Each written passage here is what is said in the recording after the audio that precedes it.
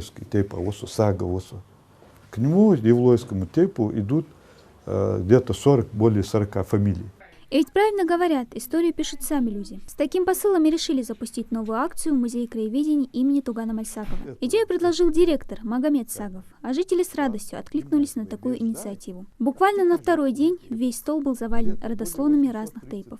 И это лишь часть из переданных посетителям документов. Мы знаем, что у ингушей более 100 тейпов, у которого 800, где-то более 830 фамилий. И вот мы устанавливаем этим генеалогическим сбором древ ингушских тейпов, устанавливаем, чем занимались наши предки. Все началось с акции «Подари музей экспонат», в рамках которой жители начали сдавать в музей ценные исторические реликвии, среди которых оказалось много картин и фотографий представителей ингушских тейпов. Так Алаудин Базоркин подарил 2 живописные картины представителей его рода: Бунхо Базоркина, первого царского генерала среди ингушей, и автопортрет Мурада Базоркина. Так зародилась мысль о проведении еще одной акции. Загоревшись идеей, свой вклад носит и молодежь, будущие историки. Когда к нам приходят студенты, мы просим, чтобы они сделали древо своих фамилий. Мы их сопоставляем, в дальнейшем изучаем эти древа, находим общие. По законам наших предков, каждый ингуш обязан был знать свое семейное древо.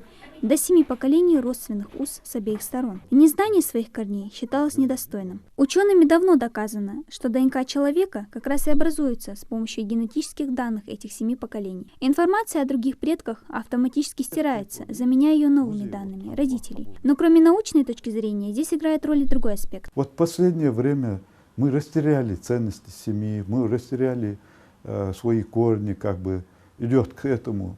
То есть сегодня заканчивается знание о своих предках 2-м, 3-м коленом. То есть человек не может назвать 5-го своего прадеда, 7-го прадеда.